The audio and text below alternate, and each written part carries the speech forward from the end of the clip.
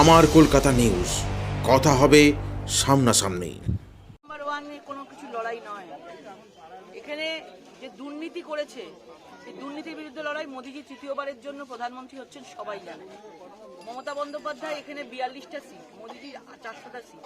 সুতরাং উনি তো প্রধানমন্ত্রী হওয়ার দৌড়ে নেই। উনি এবারে বলেও নি, আগে তো তাও বলতো প্রধানমন্ত্রী হবে, এবারে বলেও নি উনি। সেই জন্য এই লড়াইটা ওপরের লড়াই। এখানে আমার বা রচনা ব্যানার্জির দুজনের লড়াই না। আমরা একসাথে কাজ করেছি, তাদের লড়াইয়ের ময়দানের সামনে রাখা হয়েছে। আমি মোদিজির সৈনিক হিসাবে রয়েছি। দুর্নীতি যেভাবে উনি করেছেন, যেভাবে সন্দেশখালীর মহিলাদের সঙ্গে যেভাবে উনি আঘাত এনেছেন, আজকে যতই অভিনেত্রী সবাইকে দিয়ে নিয়ে আসুক, ধামাচাপা দেওয়া যাবে না। সবাই দেখে নিয়েছে। সুতরাং যদি দিদি নাম্বার ওয়ান আসল কাউকে বলেন, তাহলে যে একমাত্র দিদি নাম্বার ওয়ান হচ্ছে সন্দেশখালীর মহিলারা।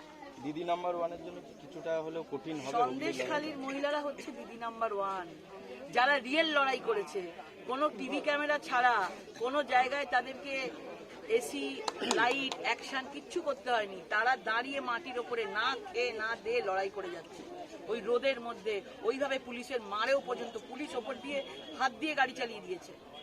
ওটা হচ্ছে আসল লড়াই, ওটা কোনো অভিনয় না। ওটাই হচ্ছে আসল দিদি নাম্বার ওয়ান। কঠিন হবে? কোনো কঠিন না। মোদিজি রয়েছেন অনেক এগিয়ে। মোদিজি যা করেছেন মানুষের জন্য, এই মমতা ব্যানার্জি মহিলাদেরকে সেই জায়গাটা করতে দেয়নি, সেই জায়গাটা দেয়নি।